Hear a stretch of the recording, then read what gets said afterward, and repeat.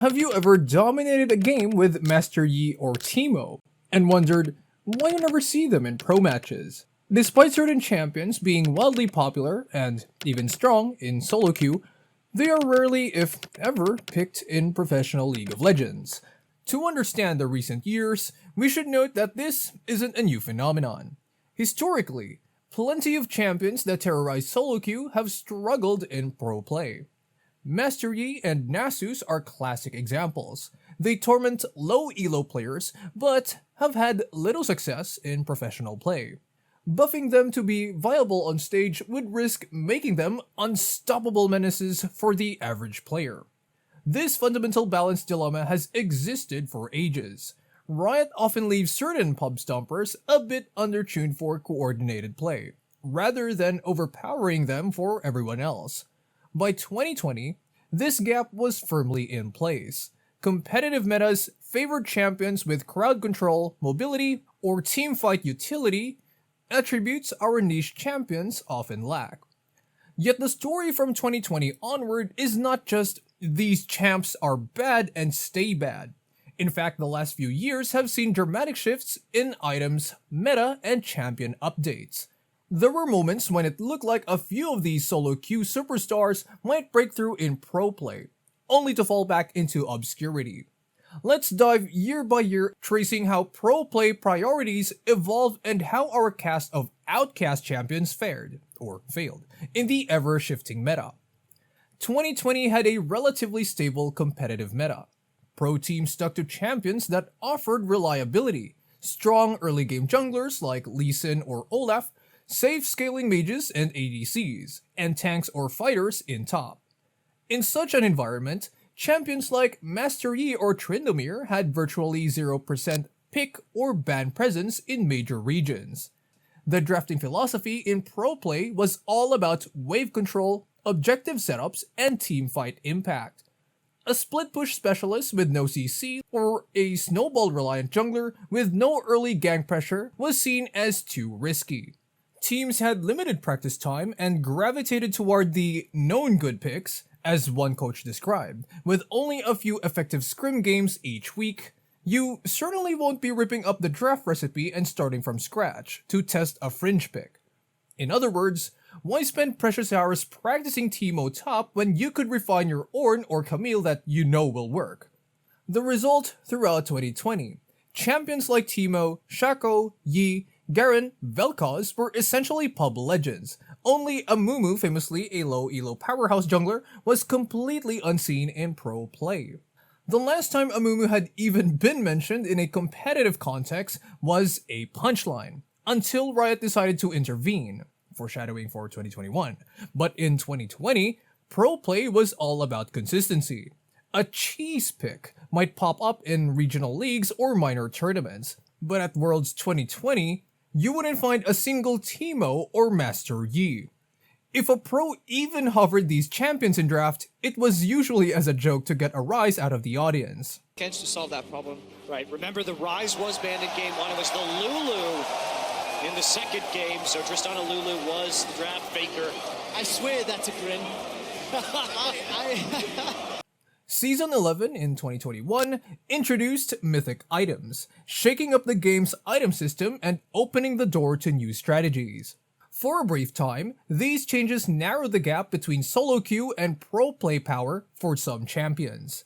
In solo queue, players discovered deadly builds, for example, Master Yi abusing the new Duskblade of Drakthar for invisibility resets, or Tryndamere benefiting from Gale Force's dash to cover his old weakness of no gap close. But did pros bite on these changes? Not immediately. Early 2021 pro play still favored champions that could use mystics like Goredrinker or Everfrost to great team effect. Think Renekton, Udyr, Azir, etc. Our off-meta heroes were still mostly sidelined. However, by summer 2021, a curious trend emerged. Tryndamere mid. Yes, the perennial split pusher was being played in mid lane by high elo players, leveraging Gale Force or Kraken Slayer and the buffed Lethal Tempo rune to duel squishy mages. Bruiser itemization was incredibly strong at this time, way stronger than mage items, as one analyst noted. Tryndamere, with items like Gore Drinker, Navori Quick Blades, Infinity Edge, could outstat almost any mid laner. His ultimate gave him survivability, and his scaling was monstrous, so if he survived lane, he'd practically carry the game single-handedly. This solo queue success did not go unnoticed by pros and teams in scrims. The mid-Tryndamere strategy was brewing beneath the surface in the lead-up to Worlds 2021. At the same time, Riot made a bold move to address Amumu's absence from the high-level play. In patch 11.17 back in August 2021, Amumu got a mini rework. Next up, we have a small rework to Amumu. Like, he's actually good in most elos, but he's bad in, like, you know, mid-plat and higher, into diamond, into masters, into pro play. He's unplayable, right? The big thing is Amumu now gets 2 charges of Q, and this is the entire changes that matter. His Q, Bandage Toss, now had 2 charges, among other tweaks. Lead game designer Jivan Sidhu explained the goal was to make Amumu better in higher MMRs, since he had a huge performance disparity between low and high elo. In other words, Riot acknowledged Amumu was garbage in pro play and tried to fix it by giving him more engaged power. This immediately suggested a role shift. Amumu could be played as a support with dual bandage engages, pairing his ult with a strong AoE carry. The World Championship 2021 was the real testing ground for these developments. And indeed, we saw the competitive debut, or resurgence, of some of these champions. Peace decide, hey look, maybe you decide to try and take one of them away and then you go towards it, but we will finally get the sad mummy onto the screen. It will be the curse of the sad bullet time down to that bottom side. I thought they'd never pick Amumu. It's just been so long and I've been so excited to see this one now, and it's all about that wombo combo. Amumu support was highly anticipated going into Worlds. Many analysts predicted the combo of Amumu plus Misfortune, whose bullet time could devastate cursed targets, as a meta strategy. We are seeing level 6 is being picked up now. You do not have access to the Cannon Barrage, but Death Mark, the hero's entrance, and of course the curse of the sad bullet time. They landed, they're going to go in, and the AoE is good! Violet will pick himself up the kill on the first blood. This was the first pro presence for the sad mummy in years.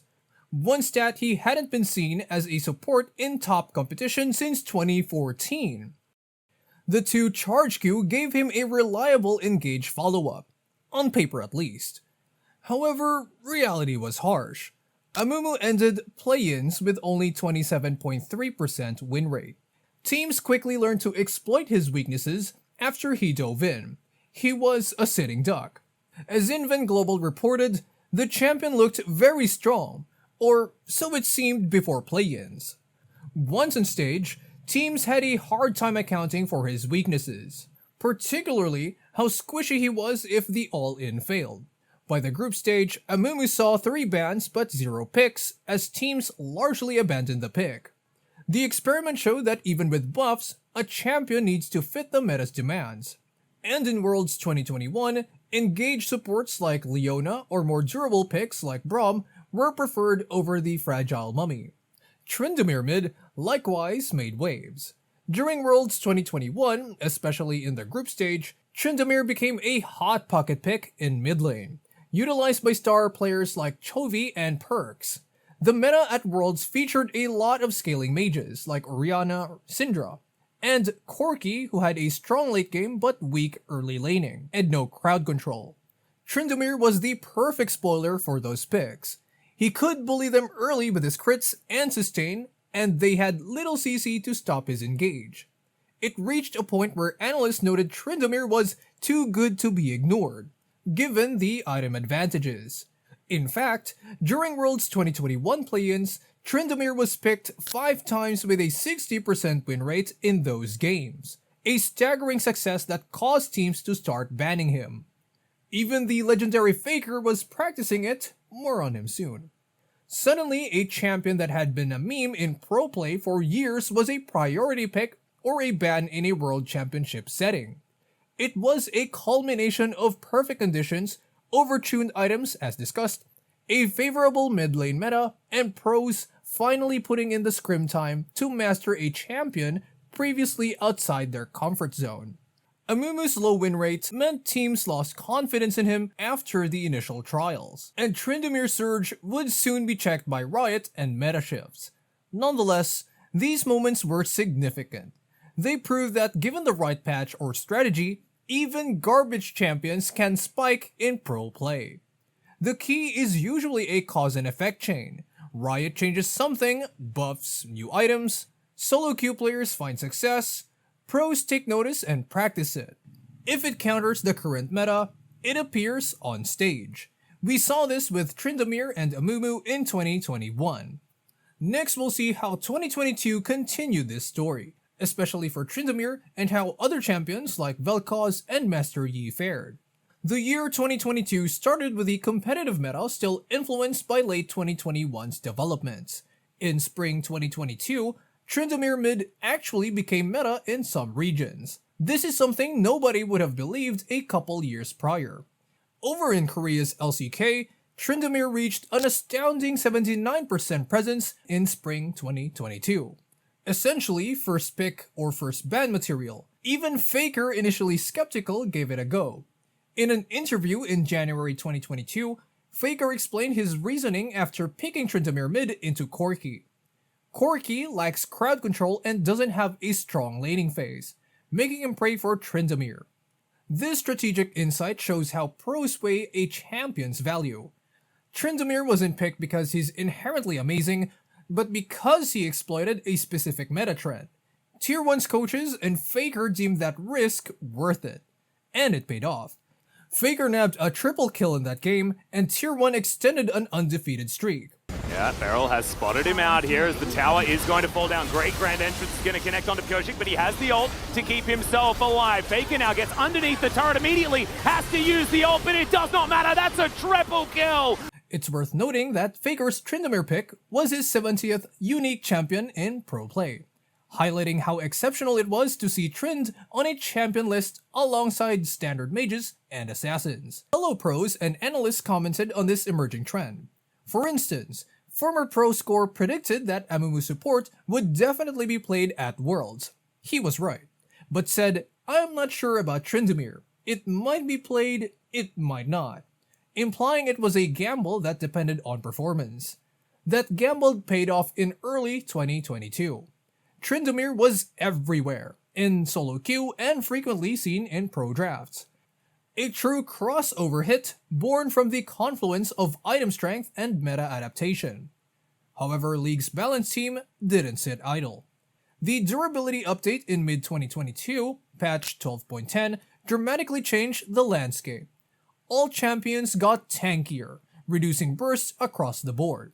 Overall, champions gained about 15% more health, and about 0 to 10% more durability through armor and MR, which combines to a roughly 15 to 28% durability increase in champions. Okay, so champions take 15 to 28% more damage incoming before they will die. This made it harder for champions like Tryndamere to secure quick kills, and it gave team-oriented comps more breathing room to focus him down during his ultimate. Additionally, Riot issued by summer 2022, Tryndamere's presence fell off in pro play as the meta shifted to more stable mid laners, Ahri, Talia, etc., and the Corgi trend waned. The Tryndamere mid chapter, while exciting, was relatively short-lived. A perfect example of a champion spiking briefly due to meta, then dropping once conditions normalize. What about Amumu in 2022? The Sad Mummy enjoyed a bit of renaissance in early 2022, riding the momentum from Worlds. In regional leagues and MSI, a few teams played Amumu support as a niche engage pick, especially paired with aggressive early ADCs. We saw it with Kalista in some cases, where Amumu's double Q practically guaranteed the rend stacks would be cashed in. But as new patches rolled out, other engage supports like Nautilus and Leona remained more popular. They could tank more damage and had better laning phase. Amumu started to fall back out of favor. By Worlds 2022, he was no longer a contested pick. Other supports like Yuumi, Enchanter Meta, and Nautilus dominated the support picks. Still, Amumu's brief return proved that a well-timed buff could at least inject a long-forgotten champ into the meta. even if just temporarily. Meanwhile, Master Yi in 2022 mostly stayed a persona non grata in pro play, but not for lack of trying from Riot. Early in 2022, patch 12.5, Riot gave Yi a mini rework or buff. Master Yi is getting a reshape. Basically, the TLDR is Wuju style and Kraken Slayer and other on-hit effects now apply during Alpha Strike. The result was explosive. Master Yi's win rate in solo queue shot above 55% overnight, as players found a new on-hit build that wasn't affected by the nerfs to Duskblade. He was overpowered to the point of warping low elo games. Riot had to issue an emergency hotfix within days, nerfing Yi's base health and damage scaling. After those nerfs, his win rate plunged below 45%. This incident is telling. It shows how afraid Riot is of a world where Master Yi is actually meta. The champ can take over games against uncoordinated teams, so any buff too far must be quickly dialed back. From a pro play perspective, even during that brief OP window, no one pulled out Yi in competitive matches. Why? Because coordinated teams still have the tools to handle him. They will draft point-and-click CC like Skarner or Lissandra, and make his life miserable. The risk of picking Yi at champion with zero hard CC and purely single target damage on a competitive stage far outweighed any potential surprise factor. One Reddit comment succinctly joked about champs like Yi or Vel'Koz. These picks bully inexperienced players, but pro players just aren't going to get hit by all skill shots, then line up to get pentakilled. They will find ways to negate his strengths. In Yi's case, pros know how to not give him the 1v1 duels he wants. They'll collapse on him as a team. Thus, Master Yi remained absent in pro play through 2022. Even as he continued to be a solo queue favorite, with a healthy 50% win rate and 5% pick rate in Platinum Plus ranked. What of Vel'Koz? The laser launching eye of the void. Vel'Koz has actually had sporadic showings in pro play over the years as a niche counterpick, typically as a support into heavy tanks or mid lane into certain matchups, but from 2020 to 2025, his appearances were few and far between. In solo queue, Vel'Koz support maintained a respectable win rate around 52% with a small but dedicated player base, 2 to 3% pick rates in Platinum Plus. His kit offers immense long-range damage and even true damage to melt tanks, which sounds useful for coordinated play. The problem is reliability. Lensing Vel'Koz's full combo requires hitting skill shots, and pro teams are experts at dodging and using Fog of War to avoid telegraphed skill shots. Any mistake on Vel'Koz and he's a sitting tentacle, with zero mobility to escape a collapse. That's why we seldom see him unless a team has practiced a poke composition to perfection. For the vast majority of pro games, if a team wants AP poke, they opt for a safer champion like Ziggs or even a Xerath, who at least has longer range, or they just avoid that style altogether. The risk of doing negligible damage if you miss your spells is too high when everything is on the line. By the end of 2022, the drafting philosophy in pro play had further solidified around consistency and flexibility. Champions that could be flexed to multiple roles, or that provided engage or scaling insurance were heavily favored. Drafting is a zero-sum game. If you lock in Master Yi, you've not only hard-picked a champ with clear counters, but you've also signaled your win condition. Yi must hard carry, and surrendered any engaged potential from that role. It's a huge strategic cost. That's why we often saw teams prefer a weaker early champ with more utility over a pub stomp carry. For example, pro junglers would rather pick Trundle to pillar and stat steal for the team, or Poppy to stop dives, even if Master Yi might outdamage them in theory. The priorities of pro play, vision control, objective setups, teamfight coordination, just don't align with what Master Yi or Teemo offer. Heading into 2023 and 2024, Riot continued to iterate on the game. New champions entered the fray and a few underused champions received reworks. One notable update was the comprehensive Aurelion Sol rework in 2023, which transformed another long time never seen in pro champion into a late game scaling monster. Initially, Aurelion Sol's rework made him dominate solo queue, much like our earlier Yi example. He shot above 55% win rates in mid for a bit.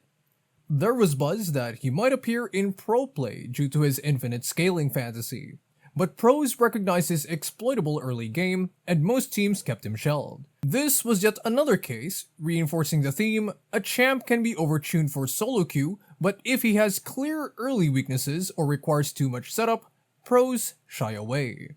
For a roster of champions in question, 2023-2025 didn't bring much renaissance. Tryndamere largely stayed out of pro meta after his 2022 moment. Teemo remained the ultimate niche pick, though it's worth noting Riot hasn't forgotten him. In late 2024, Riot pushed a small Teemo rework, patch 14.20, aimed at giving him more late-game utility and even viability in the jungle. They improve his poison scaling, increase his shroom burst, and revamp his stealth to allow more aggressive ambush plays. The patch notes optimistically suggested this could make him a more attractive option for both casual and pro players. It's too early to tell as of early 2025 if pro teams will take that bait. Most analysts remain skeptical. To work in pro, Teemo would need to fill a unique niche that another champion can't do better. His signature skill, Blinding Darts, primarily counters auto-attack reliant champions. In a tournament draft, why pick Teemo to blind when you could pick, say, Malphite to completely shut down an AD carry with an ultimate and provide engage? The cost benefit still isn't there. Perhaps if a future meta revolves almost entirely around immobile ADCs and split push side lane fights, some big brain coach might pull out Teemo top as a surprise. But even then, it would be an edge case. As of now, Teemo has 0 pro games recorded in top leagues in the past few years, despite the tweaks. One area where pros occasionally experiment with off-meta champs is scrims, or practice games. There's a saying that anything can work in scrims. Teams often test wild strategies behind closed doors. We've heard rumors of Master Yi comps or Garen Yuumi comps stomping scrims. However, there's also scrim secrecy. If a team truly finds a sleeper OP strategy, they'll hide it until a crucial match. But more often than not, these off-meta trials in scrims don't consistently succeed. So, they never see the light of the stage. A tier 1 coach explained that all of the scrim games teams play, only a couple are actually productive practice. With that limited effective time, teams rarely devote it to mastering a fringe pick like Yi or Shaco. It's seen as inefficient when they could be scrimming meta champs. There's also the factor of champion pools and player comfort. Pro players specialize in certain styles. By 2025, the top players have thousands of hours on meta champions. For a player to pick up a champion like Master Yi, which they haven't seriously played since maybe their rookie days, is a big ask. Occasionally, a player is known as a one-trick or has a pocket pick. For instance, a support player who spams Pyke or Brand in solo queue might be more inclined to bring it out in pro. But if no pro player seriously plays Teemo or Yi in their spare time, it's unlikely they'd bust it out under the high-pressure, high-stakes scenario of a tournament. Pro play often sticks to the adage, practice makes perfect. Teams would rather run a proven composition they practiced 50 times than a surprise pick practiced 5 times, even if the latter has a theoretical edge. Finally, consider patch-specific risk. Competitive play usually runs on a specific patch for each tournament stage. If a champion gets a big buff on the very next patch, teams might note it, but not incorporate it until they have more time. Sometimes a champion becomes strong in solo queue on patch X or Y, but the tournament is still on X and X. Or teams don't feel ready to use it on short notice. A good example was the Master Yi mini rework we discussed. It happened just after a major patch lock, so pro teams largely ignored it since they anticipated the nerfs and didn't want to invest in a soon-to-be-fixed outlier. By the time the next tournament came, Yi was nerfed and off the table again. After examining the last 5 years, the pattern is clear. Certain champions are rarely picked in pro play, not because they can't ever be strong, but because their strengths don't align with pro play's priorities, or they carry crippling weaknesses that coordinated opponents exploit. Champions like Tryndamere, Teemo, Master Yi, Vel'Koz, Amumu, Shaco, Garen, etc. often lack one or more of the must-haves for a competitive pick. Safe laning, teamfight impact, crowd control, versatility, or consistency. Even when they become overpowering in solo queue, pro teams will respond with refined strategies, and Riot usually intervenes with balance changes. As we saw, Tryndamere had his shining moment when conditions were just right, and Amumu briefly found a place through a direct buff. But sustaining that presence is tough. The meta in pro play is like a living organism. It quickly digests one-off surprises and moves on.